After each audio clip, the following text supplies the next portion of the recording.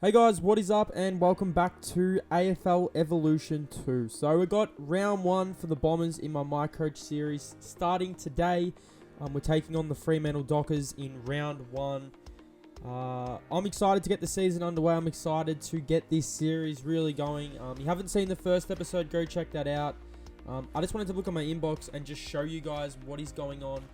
I'll be doing team selection, team votes, everything in this series, so make sure to stick around to the end to find out who gets the votes for Team B and F and all that good stuff. So actually going into my inbox, I actually found out here that Joe Danaher and Devon Smith were actually injured in the Marsh series, which is very, very disappointing. So we will not have Joe Danaher for 3 weeks, and we're not going to have Devon Smith. I think it's maybe for 2 weeks for Devon, or it might be 3 to 4 weeks for Devon Smith. So without further ado, let's get into team selection as we look at the team who are going to take on Freo. So team selection, we have Adam Sard starting in the back pocket. Cal Hooker, fullback. Cal Hooker is going to lead our backs. Mason Redman in the other back pocket. Connor McKenna, half-back flank. Michael Hurley will be our big centre forward. Hopefully, him and Cal Hooker are going to have a big, big season. Andy McGrath will be starting on the wing. Dyson Heppel in the guts. Darcy Parish will be on the other wing. A very young wing tandem, Andy McGrath and Darcy Parish. Zach Merritt in the guts. Dylan Shield and Tom Beljamis comes back in from his Marsh Series exit. Kyle Langford, half forward. Jake Stringer, centre half forward. And Orazio, other half forward. Jacob Townsend, James Stewart, and Tippon Woody. Our bench that we'll be rolling with is Francis Zaharakis, Tom Cutler, and Sean McKernan. So let's get into the game. As you guys seen my lineup, the Bombers are taking on the Dockers in round 1. Our main focus here is to get off to a really, really good start. Last year, I think Essendon started 0-2. They were horrible in the first 2 games. So we're going to try and get off to a really, really good start. We're going to try and lead this Bombers team back to the finals. We're going to try and get a finals win for Essendon. Let's have a listen to the 2 team songs as the 2 teams run out onto Marvel Stadium and we get prepared for the Fremantle-Essendon clash. They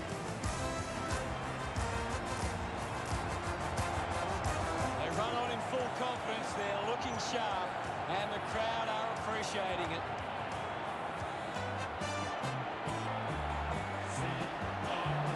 They run on in full confidence, they're looking sharp and the crowd are appreciating it. I'm really looking forward to seeing how they play today. Of course, Hunter.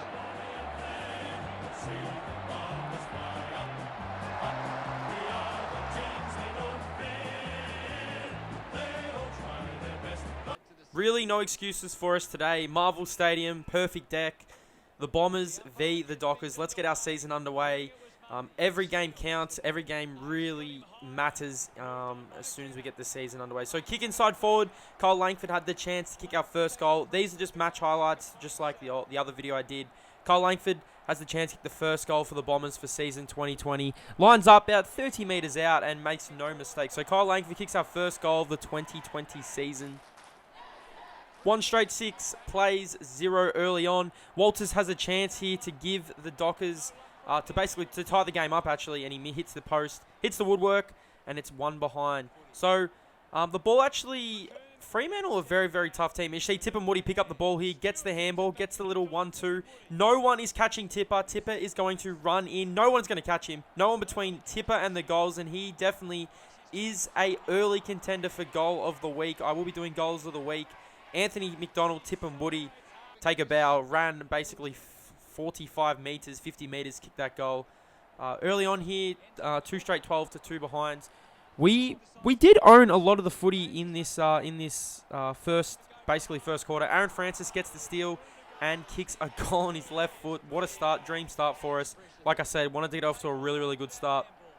Tippon Woody gets taken high here, has a chance to kick his second goal of the quarter. He was very, very dangerous early. Anthony McDonald, Tippon Woody has a chance to kick a goal here. And it just stays right, so it doesn't go through for a goal. But we do hold a 16-point lead heading into the first quarter break. But the Fremantle Dockers, very, very surprising. I thought this not be an easy game, but they definitely do have some good players, as you see here. Michael Walters kicks the first goal for the Dockers. 1-4-10 to 3-2-20. Nat Fyfe was very, very quiet early on as we head into quarter time. A 10-point lead for the Bombers. Like I said, we wanted to get off to a very, very good start. We didn't want to come out and really play catch-up for the entire game. We wanted to get off to a really, really good start, considering it was in Melbourne.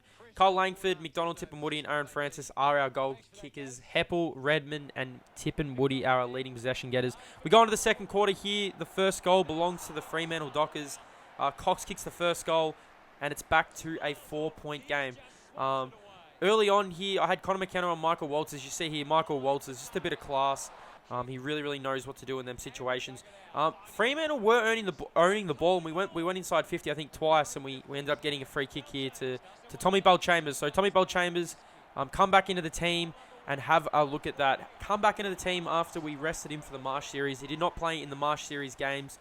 I wanted to rest him up, make sure he was feeling good coming into the season. James Stewart takes a nice mark, and as you guys can see, Tip and Woody in the goal square. So he had goal of the week.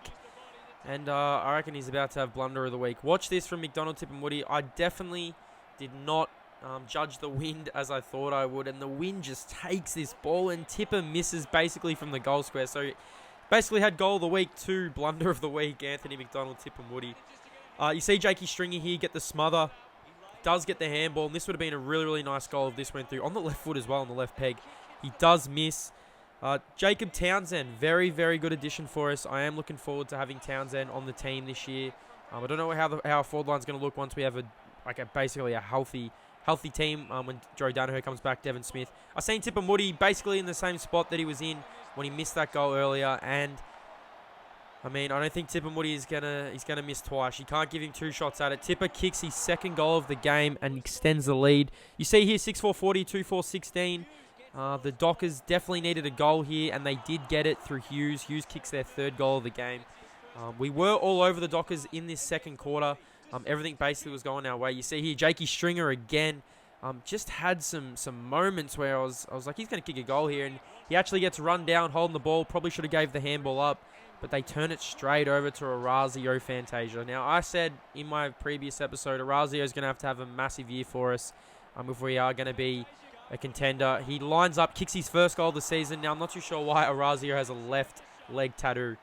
Surely they fix that in the patch or something like that. That is very, very, not too sure. Cam McCarthy actually got injured, so I don't think he come back on the field. As you see, the Dockers have chances here. They definitely had chances in this second quarter to come back and make an effort of it. David Mundy off the ground kicks the goal.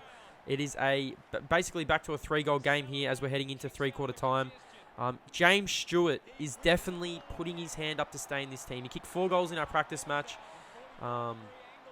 Definitely, when Joe comes back, it's definitely going to be out of James Stewart and Sean McKernan for that forward role. He kicks a goal here, James Stewart. I'm not too sure how many he finished with, but nice goal here from James Stewart. And the Bombers are definitely away as we head into the 4th quarter. Kick forward here and mark to Francis. I have been playing Francis as a forward considering Devon Smith is out. Maybe when Devon Smith comes back, I will throw Francis down back. Francis kicks his 2nd goal of the game and extends our lead to 28 points as we are heading into halftime. Dylan Shields, 6 touches. Tip and Woody has 9 and 2 goals. Definitely best on ground in the first half. James Stewart's kicked 2 goals for us as well, and Zach Merritt has got 6 touches. As we head into the 3rd quarter here, basically what we're trying to do was just not really ice the game up, but we definitely were trying to put the foot to the throat. McKernan here has a chance to give us a 34-point lead, and like I said, him and James Stewart playing some pretty good footy for us in the first 2 games. McKernan kicks the goal. I can't wait to have Joe back in the side as well. We are definitely going to be a force, and he extends our lead to 38 points. So 35 points right now, and a captain's goal. It was really, really nice to see Dyson Heppel get on the board, left foot. He doesn't normally kick many goals in real life, and it was good to see him on the board here, and he really, really loved that. Have a look at that face. Goal here to the Fremantle Dockers. They are definitely not lying down. So after Dyson Heppel's goal, Fremantle basically just owned the game. I really couldn't do much. Michael Walters was everywhere for him. They basically locked the ball in their 50, and we could not get it out of our defensive 50. Our backs were under extreme pressure. I thought I could have touched that over the line, but Reece Conker kicks a goal for the Fremantle Dockers.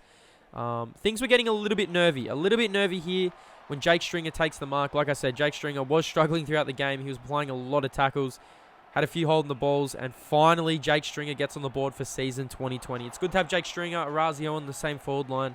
I can't wait to have Devin Smith down there with Joe Danaher. He loves it, Jakey Stringer. As we head into three-quarter time, 13-6-84 to 6-9-45. We have a 39-point lead, and this is where the Fremantle Dockers, like I said, if Jake Stringer didn't kick that goal, I think Fremantle kicked 8 goals in a row, because you see in this last quarter here, Nat Fyfe wasn't really a factor in this game.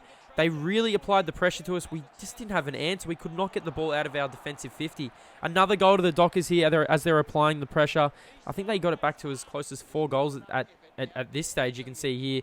Nice little rove here. Another goal to the Dockers. Brendan Matera was pretty good for him in this second half.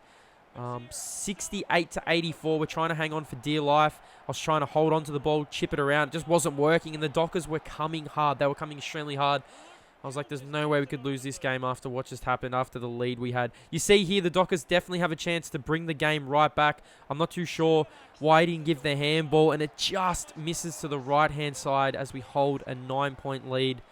And I feel like if Taberner kicks that goal, puts us under an enormous amount of pressure. That is the ball game. We do get the win for our first win for season 2020. We were challenged by the Fremantle Dockers.